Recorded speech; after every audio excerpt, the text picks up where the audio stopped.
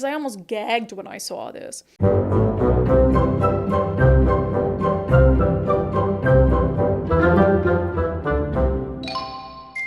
I was talking on the show last week about how Governor Jay Inslee is on a tour to rewrite history.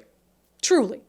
He is out there in Pasco signing pro-law enforcement bills with cops standing behind him like, we love our men and women in uniform and we need more police officers, after he didn't say jack during the police defunding ordeal, claimed he didn't know about Chaz Chop, didn't speak up at all when it would have made a substantial difference. And so this segment of unBelievable is going to be very, very short, but I feel the need, because I almost gagged when I saw this, to point out the governor's continued rewriting of history when it comes to what he has done and what his policies and what he said and not said have done to those who protect and serve our communities.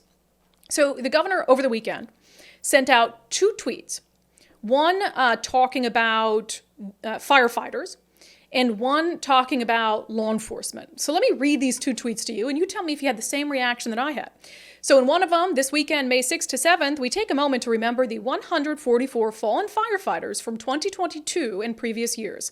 Let us not forget their heroism and keep their families in our thoughts as we lower the flag in their honor. And then in a tweet sent out just a couple hours before that, he said, law enforcement officers risk their lives every day to keep communities safe.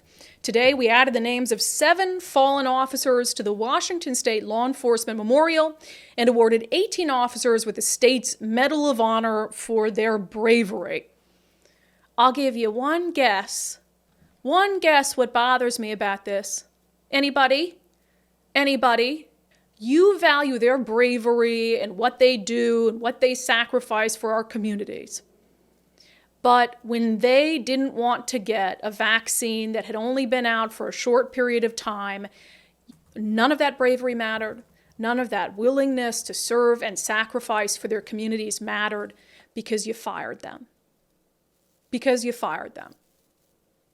You fired dedicated members of the Washington State Patrol.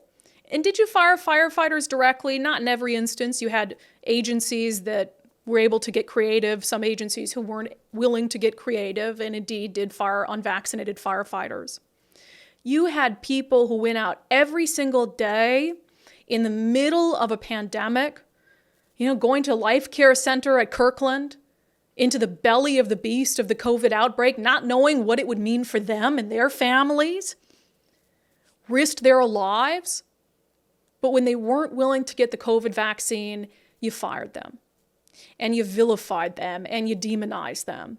And so forgive me, Governor Inslee, if I really don't want to hear you thank members of law enforcement, thank firefighters for their service and their sacrifice and their bravery, because you have shown that your appreciation for those aspects of people who protect and serve our communities, that it has exceptions. And even when the federal government, the Biden administration, has decided they're going to move away from mandating the COVID vaccine, at every single turn, when it has been presented to you that mandating the vaccine no longer makes sense, you have stood firm to a policy that is beyond comprehension. And as a result, in this state, you have heroes who served their communities for years on end, who demonstrated bravery and sacrifice that you now claim to value. You have people who've never been able to return to a job in uniform, in part because of the policy that you are helplessly clinging to. Absolutely unbelievable.